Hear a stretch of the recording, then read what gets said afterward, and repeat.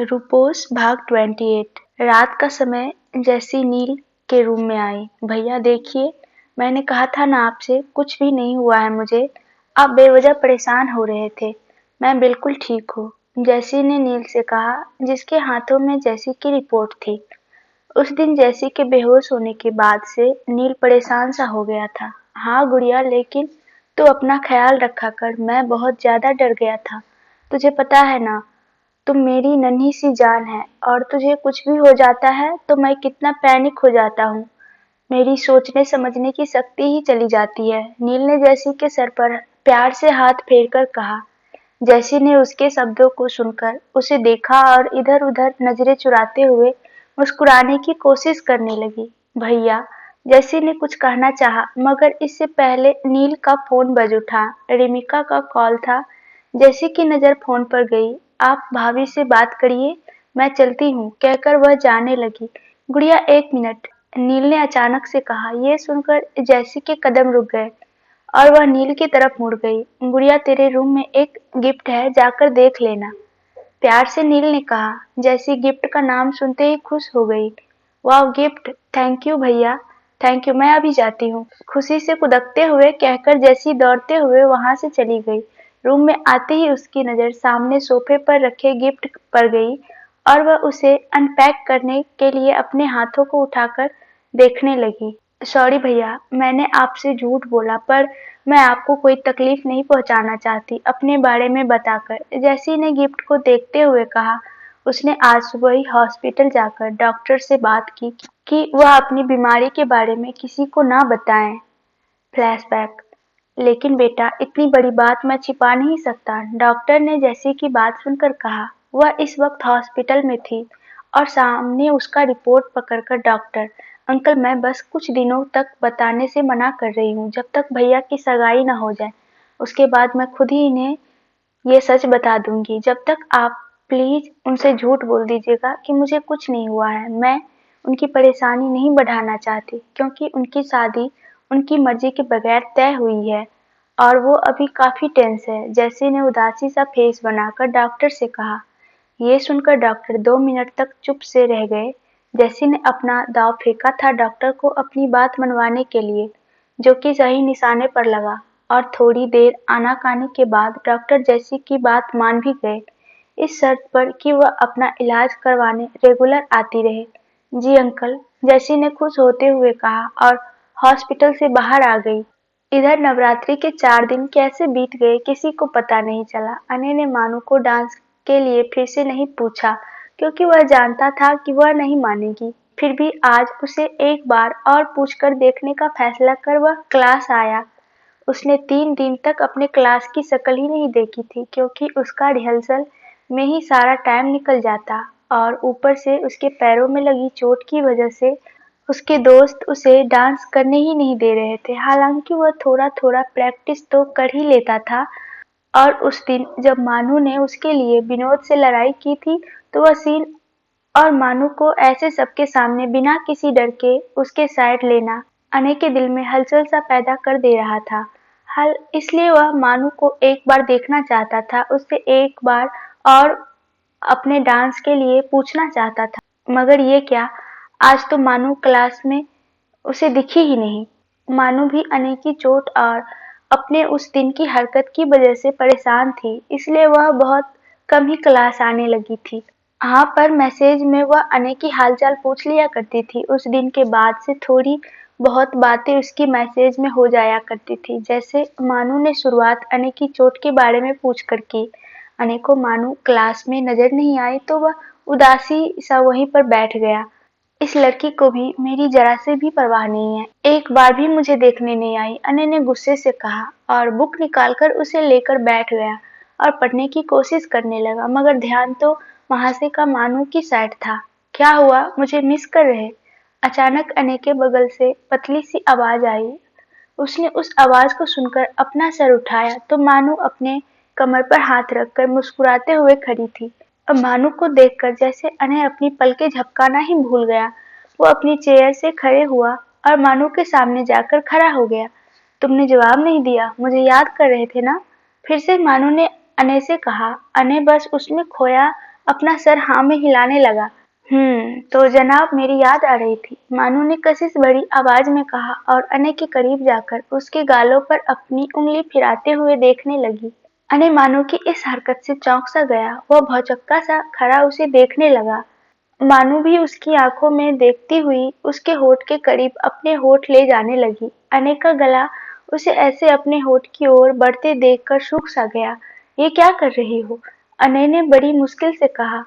वही जो तुम करना चाहते हो पर कर नहीं पाते, मानू ने फिर से अपनी कशिश भरी आवाज में कहा और अनय के होठ के एकदम करीब अपने होठ को ले गई।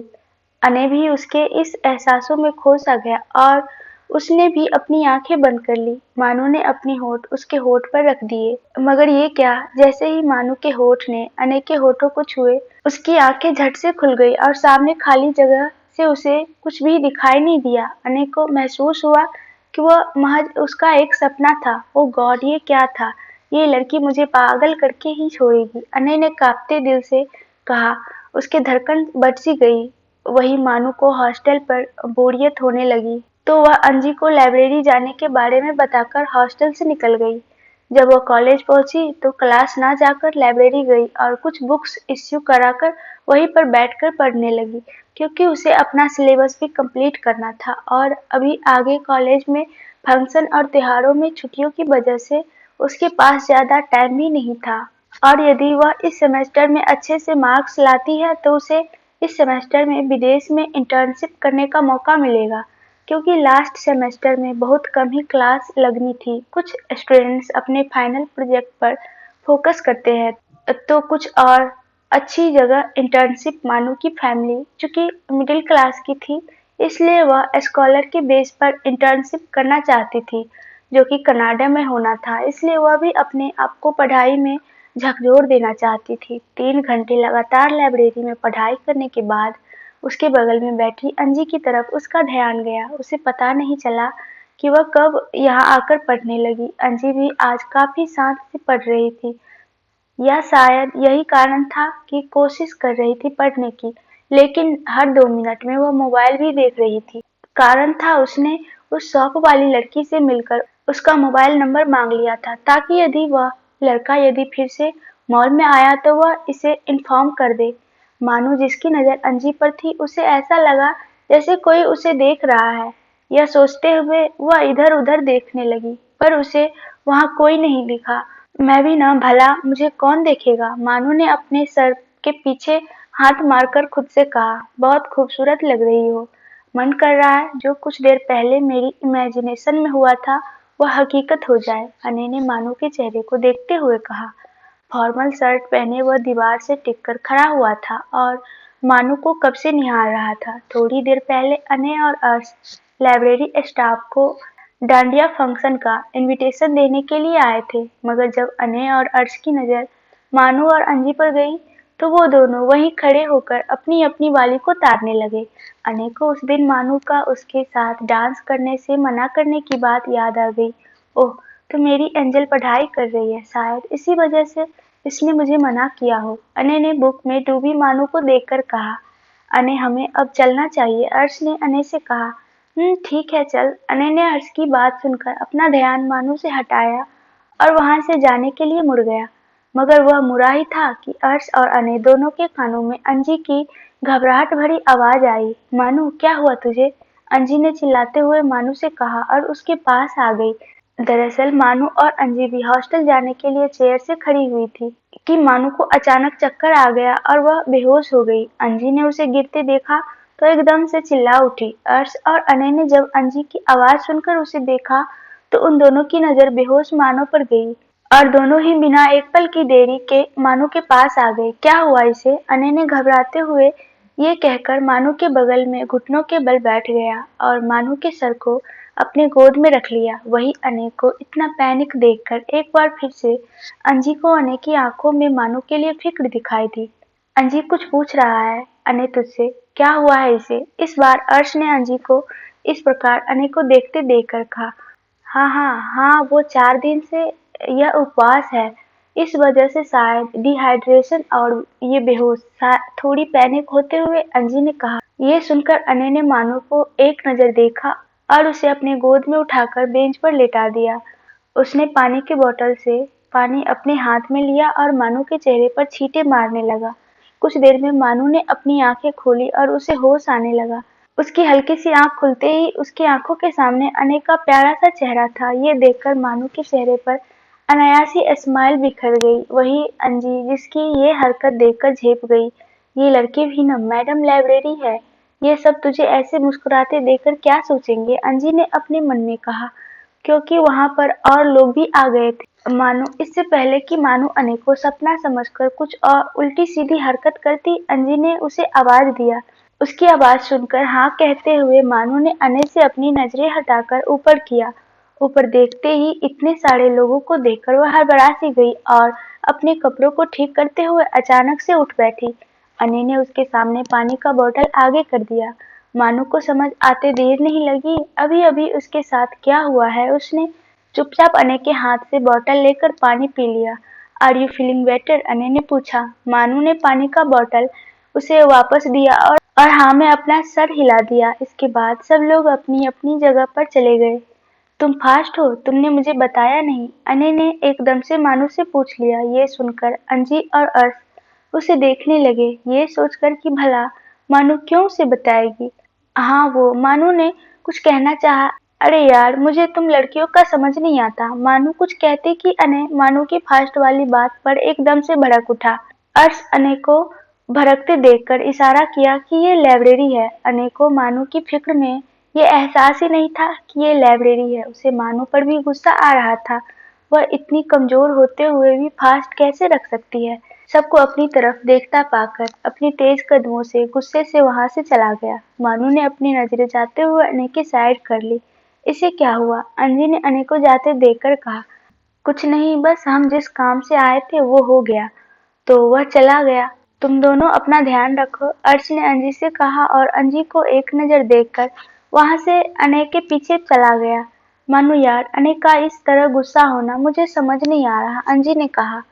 मुझे ये तो कभी समझ नहीं आता, मानो ने अंजी की बात सुनकर खुद से बड़बड़ाते हुए कहा। जाने देना यार, उसे उसे कब गुस्सा आता है और कब नहीं, ये जानने से ज्यादा जरूरी इस वक्त तेरे इस कोट वाले बारे में जानना, इसलिए तू उस पर ध्यान दे, कहकर वह अपना बैग उठाकर वहां से चली गई। हॉस्टल के प्रेयर हॉल में आज वार्डन ने सारी लड़कियों को प्रेयर हॉल में इकट्ठा होने को कहा था। सोना यार, ये वार्डन भी ना, क्या जरूरत थी सबको बुलाने की।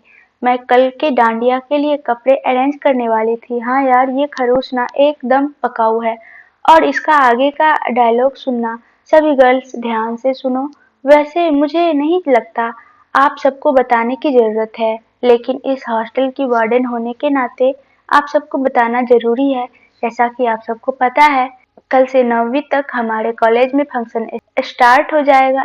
इसलिए कोई भी लड़की रात के 7:30 बजे तक हॉस्टल से बाहर नहीं होनी चाहिए। और हाँ, लड़कों के साथ उतना ही घुलना मिलना जितना जरूरी है।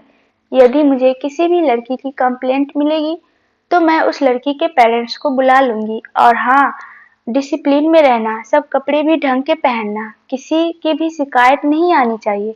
वार्डन के बोले हुए शब्दों को एजिटेड अंजी कॉपी करने लगी, जिसे सुनकर मानू और उसकी रूममेट मुंह दबाए हंसने लगी। कुछ देर वार्डन के जाने के बाद सब अपने रूम में आ गई। थैंक गॉड उसने जल्दी छोड़ दिया, वरना यदि मैं कुछ देर और उन्हें झेलती तो सच में मेरे कान ही पक जाते थे। अंजी ने कहा। यार ऐसे मत बोलो, सच ही तो कहा मैम ने।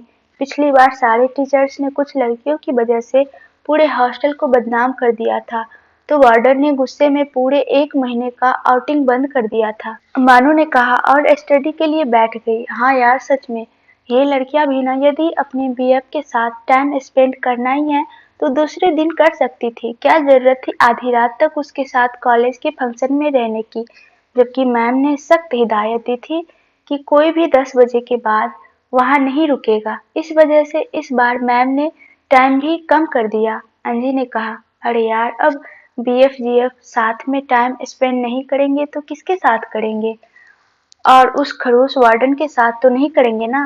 मोना ने अंजी के कंधे पर अपने हाथ को टकराते हुए कहा, तो ये सुनकर सब खिलखिलाकर हंसने लगी। इधर अने अपने रूम में अपने दोस्तों के साथ था। वो सब कल के लिए खूब जोरों की तैयारी कर रहे थे। पर रूसा और काशी अभी नहीं आई थी। थोड़ी देर में वो दोनों ही दरवाजे पर आ गई। तभी रूसा को किसी का कॉल आ गया। वह रुक गई। काशी आगे बढ़ गई।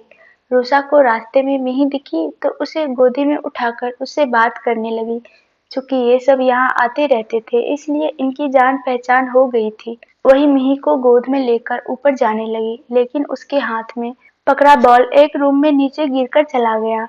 दी बॉल, उसने अपने हाथ फैलाकर कहा तो उसने मिही को नीचे उतारा। एक नौकर को उसे पीहू के पास ले जाने को कहा। दी बॉल, मिही ने फिर से कहा। तो रूसा बॉल लेने उस रूम के अंदर चली गई। तो वहां पर इधर उधर बॉल ढूंढने लगी। वो बेड के नीचे देख ही रही थी कि उसे किसी की गुनगुनाने की आवाज आई। आवाज सुनकर उसने झट से अपना चेहरा ऊपर किया तो उसकी चीख निकल गई। सामने वाला शख्स भी उसे देखते हुए चिल्लाने लगा। अंश, ये क्या कर रहे आप? वो अपने आंखों पर हाथ रखकर बोली और दूसरे साइड घूम गई, क्योंकि इस वक्त निशांशु नहाकर आया था और उसने सिर्फ अपने नीचे हाफ फ्लॉर और ऊपर बनियान पहना हुआ था।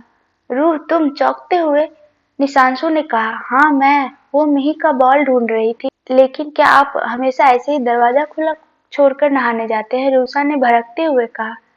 नहीं, हमेशा नहीं। हमेशा तो नहीं, मगर आज किया था क्योंकि मुझे पता था तुम आने वाली हो। निशांशु ने रुसा के सामने आकर उसका हाथ उसके आंखों से हटाते हुए कहा।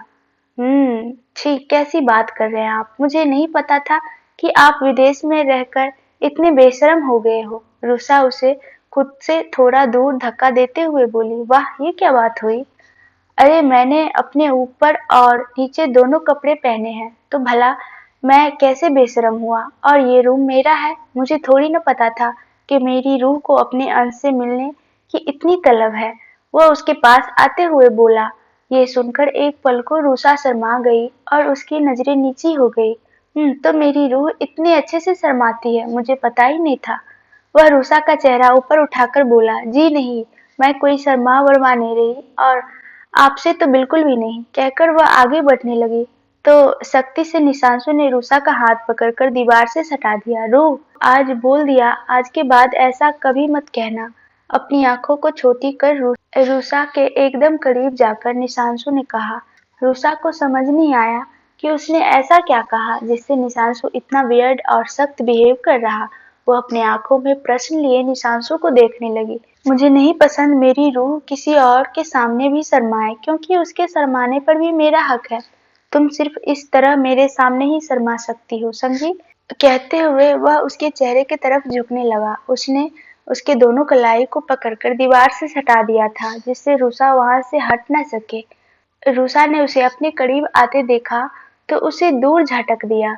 आगे की कहानी आप लोग को सुननी है तो कमेंट्स में जरूर से जरूर बताएं, और हाँ, लाइक करना ना भूलिएगा। वीडियो को लाइक जरूर कर दीजिएगा, और हो सके तो आप लोग चैनल को सब्सक्राइब भी कर लीजिएगा। और कहानी को यहाँ तक सुनने के लिए आप लोग का बहुत ज़्यादा शुक्रिया।